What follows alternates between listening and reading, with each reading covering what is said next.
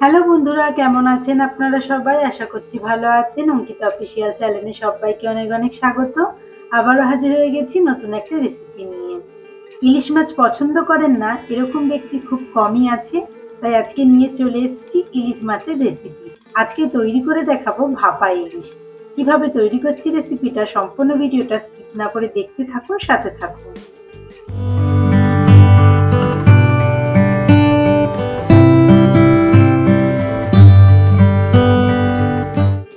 চলো রেসিপিটা শুরু করা যাক। আমি নিয়ে নিয়েছি এখানে 400 গ্রাম ইলিশ মাছ। মাছটাকে ভালো করে ধুয়ে কেটে বেছে রেখে দিয়েছি।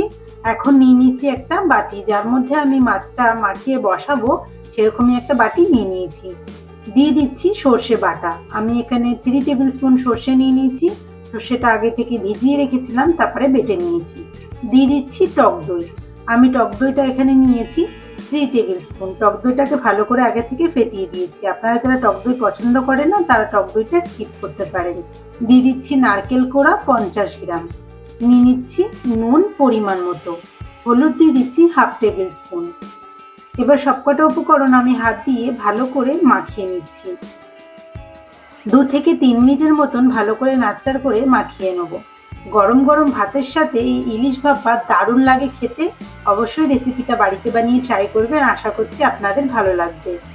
ভালো করে আমি মাখিয়ে নিয়েছি সর্ষেটাকে। এখন আমি দিয়ে দিচ্ছি মাছটা এক এক করে বসিয়ে দেবো।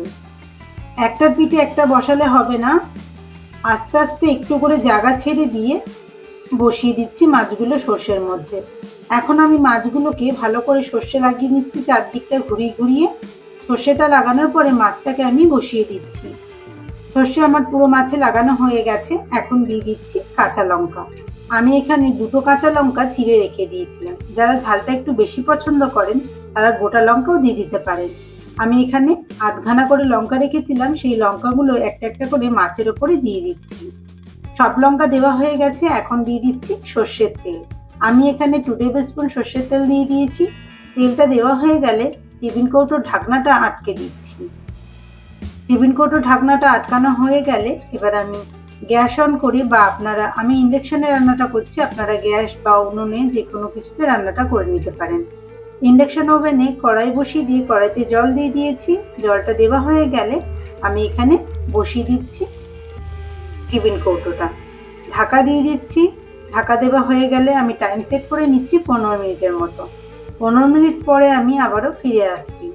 15 মিনিট হয়ে গেছে। এখন আমি ঢাকাটা সরিয়ে নিচ্ছি। একটা কাপড় দিয়ে আমি টিফিন কৌটোটা তুলে নিচ্ছি। টিফিন কৌটোটা কিছুক্ষণের জন্য আমি ঠান্ডা হওয়ার জন্য রেখে দিচ্ছি। কিছুক্ষণ পর টিফিন কৌটোর ঢাকনাটা আমি সরিয়ে নিচ্ছি। রেডি হয়ে গেছে আমাদের ইলিশ ভাপা। একদম গরম গরম ভাতের সাথে পরিবেশন করুন, দারুণ লাগে খেতে। যেরকম সুন্দর দেখতে হয়েছে তার থেকে অনেক বেশি সুন্দর খেতে হয়েছে। আশা করছি রেসিপিটা আপনাদের ভালো লেগেছে। রেসিপিটি ভালো লেগে থাকলে লাইক, কমেন্ট, শেয়ার করে দেবেন। চ্যানেলে যারা নতুন আছেন বা এখনো পর্যন্ত যারা আমার চ্যানেলটি সাবস্ক্রাইব করেননি তাদেরকে আমার চ্যানেলটি সাবস্ক্রাইব করার অনুরোধ রইল।